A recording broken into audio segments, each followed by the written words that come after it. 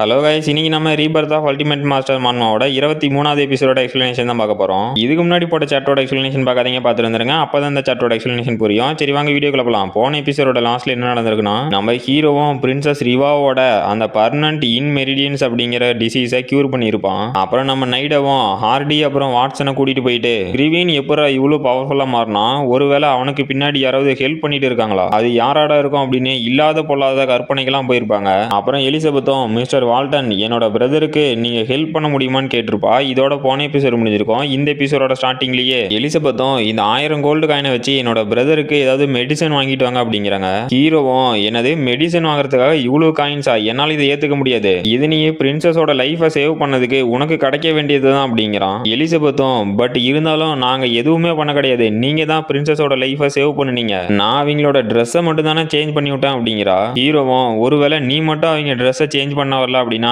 நானே தான் அந்த வேலையை பார்த்துருக்க வேண்டியதாக இருக்கும். அப்போ அந்த நிலைமையில என்னால் டிவைன் அக்குபஞ்சர் மெத்தடை கரெக்டாக பர்ஃபார்ம் பண்ணியிருக்க முடியுமா என்னன்னு கூட சொல்ல முடியாது. ஸோ அதனால இது உனக்கு சேர வேண்டிய கோல்டு காயின் தான் அப்படிங்கிறான். எலிசபெத்தும் இதெல்லாம் ஒரு ரீசனா அப்படின்னு யோசிக்கிறா. அப்புறமேட்டுக்கு 2 மணி நேரம் கழிச்சு எலிசபெத் வீட்டு முன்னாடி இருக்காங்க. ஹீரோவும் நீ எதனால 7 சக்கராசியும் இவ்வளோ எங்கேஜில் ஓப்பன் பண்ண அப்படிங்கிறது எனக்கு இப்போதான் தெரியுது, டெய்லியுமே அகாடமில இருந்து 2 மணி நேரம் நடந்து தான் உன்னோட வீட்டுக்கு வரணுமா, இது உனக்கு ரொம்ப கஷ்டமா இல்லையான்னு கேட்கறான். எலிசபெத்தும் இதே வீட்டை நான் கேபிட்டலா ரெண்டுக்கு எடுத்தேன் அப்படின்னா அது ரொம்ப எக்ஸ்பென்சிவா இருக்கும், அதை என்னால் அஃபோர்ட் பண்ண முடியாது, என்னோட அப்பா கேப்டனா இருந்த வரைக்கும் எங்களால பீஸ்ஃபுல்லான லைஃபை வாழ முடிஞ்சிச்சு, பட் 3 வருஷத்துக்கு முன்னாடி ஒரு மிஷன்ல அவர் இறந்துட்டாரு, அதனாலேயே எங்களோட லைஃப் ரொம்ப கஷ்டமாயிருச்சு, அதனால வேற வழியே இல்லாம தான் நாங்க இங்க தங்கிட்டு இருக்கோம், அப்புறம் நான் உங்களையும் இங்க ரொம்ப தூரம் நடக்க வச்சு கூட்டிட்டு வந்ததுனால என்னை தயவு செஞ்சு மன்னிச்சிருங்க அப்படிங்கிறா. ஹீரோவும் அதெல்லாம் ஒன்றும் பிரச்சனை இல்லை, உன்னோட பிரதரோட கண்டிஷனை போய் பார்க்கலான்ட்டு போறான். எலிசபெத்தும் இதுதான் என்னோட பிரதர் ஹாரி, இவன் கடந்த 3-4 மாசமா இந்த கண்டிஷன்ல தான் இருக்கான், எனக்கு என்ன பண்றதுனே தெரியல அப்படிங்கிறா. ஹீரோவும் இல்ல இதுக்கு வாய்ப்பு இல்லை அப்படின்னு ஷாக் ஆகுறான்.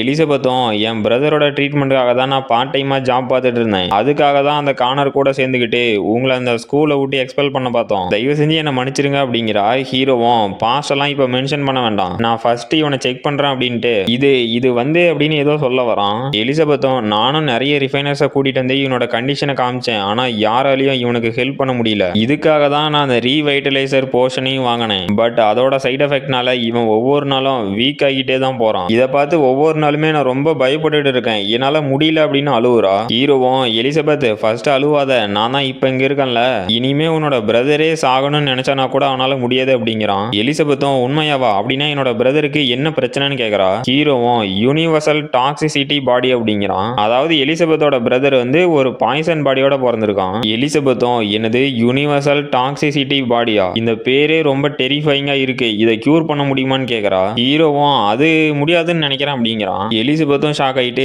இல்ல நீங்க தானே இப்ப அவனே சாகணும்னு நினைச்சானா கூட சாக முடியாதுன்னு சொன்னீங்க, ப்ளீஸ் தயவு செஞ்சு என்னோட பிரதரை காப்பாத்துங்க, நான் அதுக்காக நீங்க என்ன பண்ண சொன்னாலும் நான் பண்ணுவேன், தயவு செஞ்சு என்னோட பிரதரை காப்பாத்துங்க அப்படிங்கிறா. ஹீரோவும் ஏய் தூர போ, நீ ஏதோ தப்பா நினைச்சுக்கிட்ட, நான் சொல்ல வந்த மீனிங்கே வேற அப்படிங்கிறான். எலிசபெத்தும் தயவு செஞ்சு என்னோட பிரதரை காப்பாத்துங்க அப்படின்னு அழுவ ஆரம்பிக்கிறா. ஹீரோவும் அட தயவு செஞ்சு மறுபடியும் ஒப்பாரி ஆரம்பிக்காதமா, இந்த யூனிவர்சல் டாக்ஸிசிட்டி பாடி அப்படிங்கிறது ஒன்றும் டிசீஸ் கிடையாது, அதனால இதை நம்மளால கியூரும் பண்ண முடியாது, இதை உனக்கு இன்னும் புரியுற மாதிரி சொல்லணும் அப்படின்னா இந்த உலகத்துல பிறக்கிற எல்லாருமே நிறைய டிஃபரெண்டான பாடிஸ்ல பிறப்பாங்க, அதுல ஒரு சில யூனிக் பாடிஸ் யூனிக்கான அப்பீரியன்ஸோட இருக்கும், அதுல ஒண்ணுதான் இந்த யூனிவர்சல் டாக்ஸிசிட்டி பாடி அப்படிங்கிறான். எலிசபெத்தும் அப்படியா, இப்போ நான் என்ன பண்ணட்டும், இவனோட கண்டிஷனை கியூர் பண்ணணும் அப்படின்னா நம்ம என்ன பண்றதுன்னு கேட்கறா. ஹீரோவும் தலையில வச்சுட்டு அட போங்கடா, விடிய ராமாயணம் கேட்டு விடிஞ்ச பின்ன சீதைக்கு ராமன் சித்தப்பான்னு சொன்ன கதையா, இவ்வளவு நேரம் தெளிவாதானமா எலிசபெத் சொன்னேன், இது ஒன்றும் டிசீஸ் கிடையாது, இதை நம்ம கியூர் பண்ண வேண்டிய அவசியமும் கிடையாது, இந்த யூனிவர்சல் டாக்ஸிசிட்டி பாடி இருக்கிறவங்க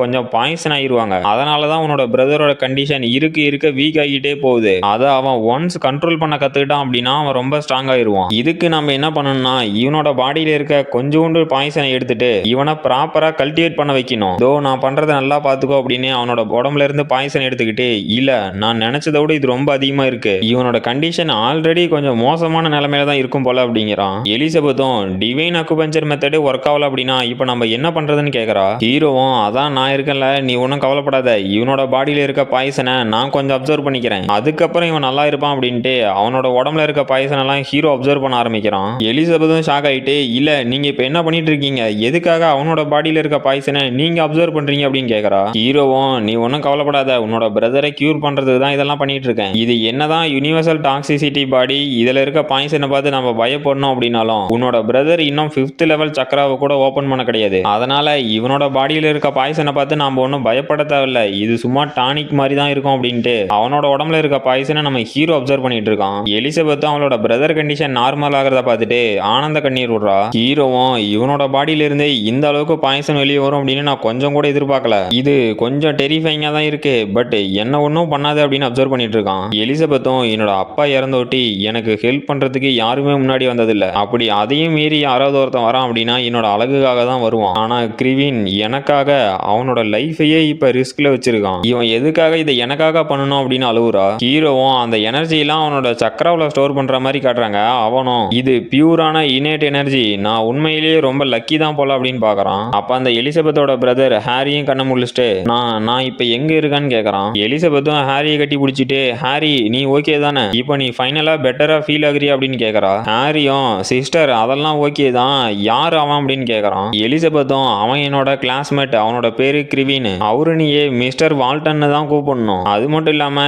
இவரு தான் உன்னோட லைஃபை சேவ் பண்ணியிருக்காரு, அதனால அவருக்கு போய் தேங்க்ஸ் சொல்லு அப்படிங்கிறா. அந்த ஹாரியும் மிஸ்டர் வால்டன் என்னோட லைஃபை சேவ் பண்ணதுக்கு உங்களுக்கு தேங்க்ஸ் அப்படிங்கிறான். ஹீரோவும் அவனோட கல்டிவேஷனை முடிச்சுட்டு உங்ககிட்ட இருந்து கிடைக்கிற டானிக்கு ரொம்பவே கம்மியா இருக்கு, இது எனக்கு பத்தல, உங்ககிட்ட யூனிவர்சல் டாக்ஸிசிட்டி பாடி இருக்கு, சோ நீ எனக்கு இன்னும் நிறைய டானிக்கு கொடுக்கணும், போய் கல்டிவேட் பண்ணுடா அப்படிங்கிறான். அந்த ஹாரியும் என்னது அப்படின்னு ஷாக் ஆயிட்டு சிஸ்டர் நம்மளோட மிஸ்டர் வால்டன் நல்லாவே ஜோக் பண்றாரு இல்ல அப்படிங்கிறான். எலிசபெத்தும் மை டியர் பிரதர் கொஞ்சம் திரும்பி அந்தாண்ட பாக்குறியான்னு நடுங்கிக்கிட்டே சொல்றா. ஹீரோவும் டெரரா அவனோட ஃபேஸை வச்சுக்கிட்டே நான் எப்பவுமே ஜோக் பண்ண மாட்டேன், அப்புறம் குழந்தை நீ ரொம்பவே லக்கி, ஏன் தெரியுமா, ஏன்னா நீ என்னோட டிசபிளா இருக்க போற, அதனால எனக்கு மரியாதை செலுத்து அப்படிங்கிறான். ஹாரியும் என்னது நீங்க என்னோட மாஸ்டரா இருக்க போறீங்களா அப்படின்னு ஷாக் ஆயிட்டு ஐயோ வால்டனே உனக்கு என்ன வயசாயிருச்சுன்னு நீ என்ன டிசபிளா இருக்க சொல்லி கேக்குற, இருந்தாலும் உனக்கு இவ்வளவு நக்கல் ஆகாது, நீயும் என்னோட சிஸ்டரும் கிட்டத்தட்ட ஒரே ஏஜ்ல தான் இருக்கீங்க, ஆனா இப்ப நீ வந்து என்ன உன்னோட டிசபிளா இருக்க சொல்லி கேட்டுட்டு இருக்க,